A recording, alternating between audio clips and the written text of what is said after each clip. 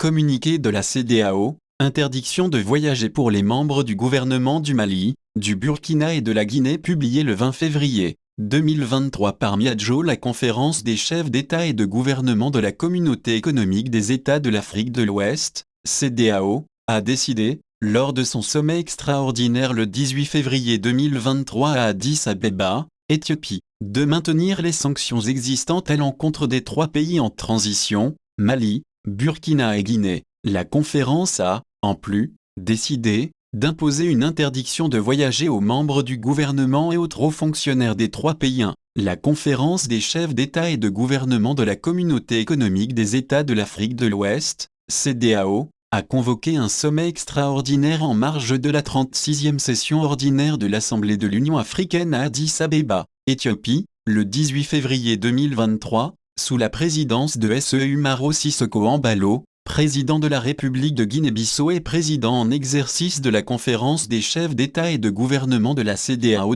Ce sommet extraordinaire a été convoqué pour examiner les progrès réalisés dans les processus de transition au Burkina Faso, en Guinée et au Mali, ainsi que l'état de préparation des élections au Nigeria, en Sierra Leone et au Libéria. Le dit sommet a également délibéré sur l'état d'avancement de la mise en place d'une force régionale de lutte contre le terrorisme dont le mandat doit inclure la restauration de l'ordre constitutionnel. Il a également examiné le rapport de la 23e session du dialogue politique entre la CEDEAO et l'UE au niveau ministériel, tenu à Bruxelles, les 6 et 7 février 2023. Les chefs d'État suivants ou leurs représentants dûment mandatés ont participé au sommet extraordinaire. S.E. José Maria Neuve, président de la République du Cabo-Verde, S.E. Nana Addo Dankwa Akufo-Addo, président de la République du Ghana, S.E. Umaro Sissoko Embalo, président de la République de Guinée-Bissau, S.E. Mohamed Bazoum, président de la République du Niger, S.E. Julius Maada Bio,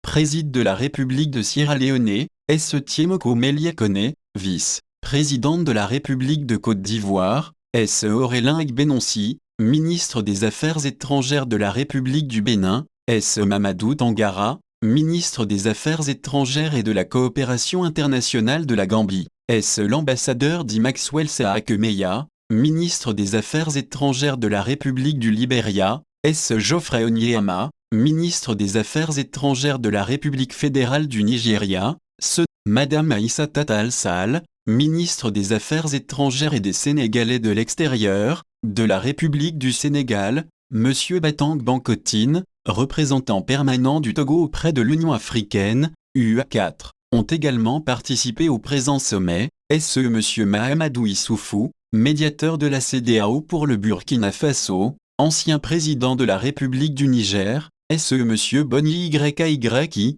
médiateur de la CEDEAO pour la Guinée, ancien président de la République du Bénin, S.E. Dr Omar Alieu Touré, président de la commission de la CEDEAO, Monsieur El Gassimouane, représentant spécial du secrétaire général des Nations Unies au Mali et chef de la MINUSMA, et Monsieur Maman Sambo Sidikou, haut représentant de l'Union africaine pour le Mali et le Sahel 5. Les chefs d'État et de gouvernement ont examiné les rapports présentés par les médiateurs de la CEDEAO pour le Burkina Faso, la Guinée et le Mali 6. Ils ont également examiné le mémorandum faisant le point sur les processus de transition et les processus électoraux dans la région présenté par S. Dr Omar Alieu Touré, président de la commission de la CEDEAO 7. La conférence salue la qualité des rapports et du mémorandum et prend note des recommandations qui y sont contenues. 8. La conférence des chefs d'État et de gouvernement de la CEDEAO exprime sa gratitude à tous les chefs d'État qui ont joué un rôle crucial dans la libération des 49 soldats ivoiriens détenus au Mali, Transition 9. La conférence des chefs d'État et de gouvernement prend note des rapports présentés sur la mise en œuvre des feuilles de route de transition au Mali, en Guinée et au Burkina Faso. Elle note également avec préoccupation les graves défis humanitaires et sécuritaires dans les 3 pays, en particulier au Burkina et au Mali. La conférence donne instruction à la Commission de suivre les progrès réalisés dans la mise en œuvre des différentes feuilles de route de transition, en étroite collaboration avec les médiateurs de la CEDEAO, et d'en rendre compte au prochain sommet. Burkina Faso 10. La conférence des chefs d'État et de gouvernement prend note du rapport présenté par le médiateur de la CEDEAO et salue la signature d'un protocole d'accord entre le Burkina Faso et la CEDEAO sur la mise en place du mécanisme de suivi et d'évaluation du calendrier de transition de 24 mois dans le pays 11. À l'endroit des partenaires internationaux, la conférence des chefs d'État et de gouvernement réitère son appel à mobiliser les ressources nécessaires pour compléter les efforts de la CEDEAO et des autorités nationales en vue de relever les défis sociopolitiques, sécuritaires et humanitaires auxquels le pays est confronté. La conférence instruit la commission de la CEDEAO de coordonner l'appui des partenaires. Guinée 12. La conférence des chefs d'État et de gouvernement attire l'attention sur le chronogramme consolidé de transition de 24 mois couvrant les 10 domaines prioritaires élaborés conjointement avec la CEDEAO à l'intention des autorités de transition 13. La conférence des chefs d'État et de gouvernement invite le gouvernement de transition à respecter l'esprit de l'accord signé le 21 octobre 2022 à Conakry entre la CEDEAO et la République de Guinée concernant la mise en place du comité conjoint de suivi et d'évaluation, et de s'abstenir de toute action unilatérale à même de saper l'esprit de collaboration des deux côtés. 14. La conférence des chefs d'État et de gouvernement exhorte vivement les autorités guinéennes à mener un dialogue national inclusif avec l'ensemble des acteurs politiques et à garantir la sécurité et la liberté de tous les participants et instruit le présidente de la commission de la CEDEAO d'accompagner le processus. 15. La conférence des chefs d'État et de gouvernement instruit le médiateur et la commission de la CEDEAO de poursuivre la collaboration avec les autorités et de veiller à la pleine mise en œuvre de la feuille de route de transition. Mali 16. La conférence des chefs d'État et de gouvernement prend note du contenu du rapport sur le processus de transition et de la mise en place d'un mécanisme conjoint de suivi et d'évaluation du chronogramme de transition comprenant le gouvernement, la CEDEAO, l'UA, l'ONU, le médiateur de la CEDEAO, un comité de pilotage, et un comité technique. La conférence donne instruction au président de la commission de continuer à soutenir un processus inclusif de transition au Mali et de tenir les chefs d'État informés. 2. Demande conjointe de lever des sanctions. 17. La conférence des chefs d'État et de gouvernement a été informée de la demande à elle adressée par les ministres des Affaires étrangères du Burkina Faso, de la Guinée et du Mali, portant sur la levée des sanctions qui leur ont été imposées à la suite de leurs coups d'État respectifs. 18. La conférence des chefs d'État et de gouvernement décide de maintenir les sanctions existantes à l'encontre des trois pays et d'imposer une interdiction de voyager aux membres du gouvernement et autres hauts fonctionnaires des trois pays. 19. La conférence des chefs d'État et de gouvernement rejette totalement les mesures unilatérales prises par les autorités de transition en Guinée, en ce qui concerne la mise en œuvre de la feuille de route de transition. 20. La conférence des chefs d'État et de gouvernement réitère la nécessité d'ouvrir l'espace politique à tous les acteurs des trois pays et d'assurer un dialogue politique inclusif. 21. La conférence des chefs d'État et de gouvernement instruit le président de la commission de la CEDEAO d'accompagner la mise en œuvre des feuilles de route de la transition et de renforcer l'appui sécuritaire et humanitaire aux pays touchés, dans le but d'atténuer les souffrances des populations. 22. La conférence des chefs d'État et de gouvernement invite les Nations Unies,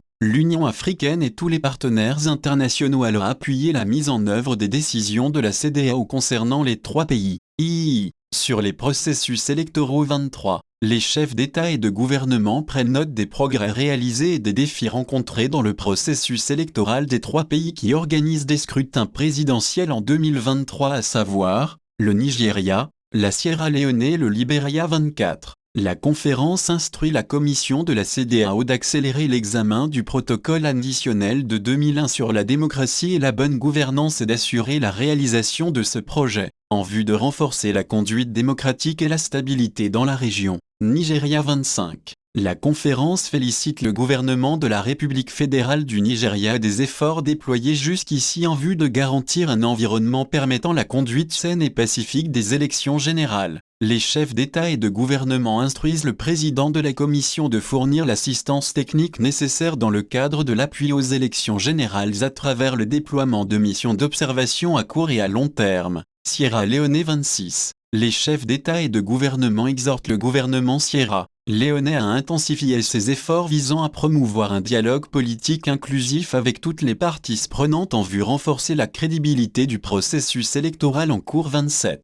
Les chefs d'État et de gouvernement donnent instruction au président de la commission de déployer le Conseil des sages afin d'effectuer une mission de bons offices en prélude aux élections en Sierra Leone. Libéria. 28. les chefs d'État et de gouvernement instruisent le président de la Commission de déployer une mission technique pour mener des concertations avec les partis politiques et les principaux acteurs, y compris la société civile, afin de favoriser le déroulement paisible du scrutin.